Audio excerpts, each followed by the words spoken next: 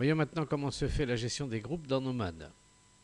Un groupe se définit comme étant l'association de plusieurs élèves autour d'un même travail, et ces élèves seront placés par vous sous la responsabilité d'un leader, chef de groupe, qui va hériter d'une partie des fonctions de supervision que vous avez, vous, en tant que poste-professeur. Donc, avant de faire des groupes, il faut bien savoir qu'effectivement, il faudra obligatoirement désigner un leader à qui vous allez confier la tâche de faire à ses propres collègues un travail sous sa direction. Il est donc responsable du groupe. Ça veut dire donc par conséquent qu'il faut choisir ça avec soin. Pour créer des groupes dans Nomad, c'est comme d'habitude. On clique sur Gérer les groupes. On clique sur Nouveau. On donne le nom du groupe, groupe 1.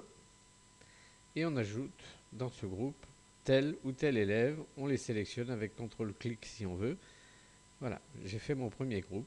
Et je clique sur Créer. Mon groupe est créé.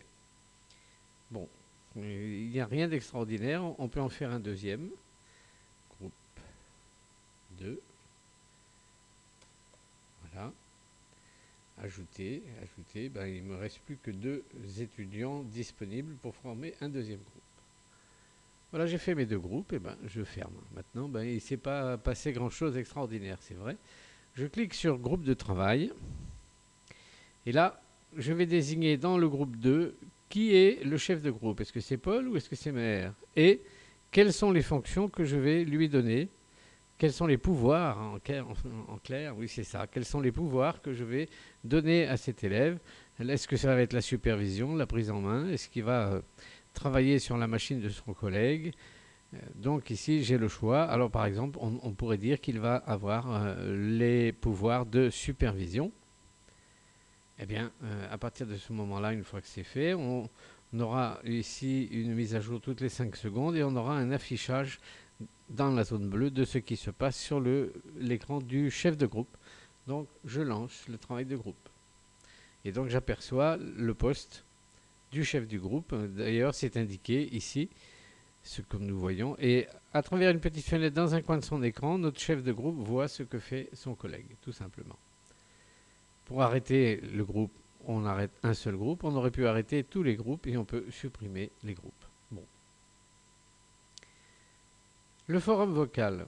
Le forum vocal, c'est la conversation audio. Donc ici, Paul et Maher vont pouvoir discuter ensemble et moi, je vais entendre ce qui se passe dans la conversation. Donc ce sera un forum vocal modéré. Donc il suffit de cliquer sur lancer pour que ces 2 élèves-là puissent travailler ensemble et ainsi de suite pour le deuxième ou le troisième et les X groupes que vous aurez créés. Vous pouvez lancer tous les groupes en intercommunication audio, ce qui fait que vous pouvez utiliser cette fonction pour le pair working ou le group working dans l'enseignement des langues ou bien dans de la discussion autour de thèmes que vous aurez fixés suivant le niveau d'études des gens que vous avez en face de vous. Le forum vocal est quand même une fonction bien particulière qui n'existe pas partout parce qu'on a beaucoup de forums par le chat où donc les élèves discutent à l'écrit. Là, ils discutent à l'oral. Je suis convaincu que c'est une fonction qui sera très utile dans la didactique des langues et qui complétera le travail dans le module linguistique.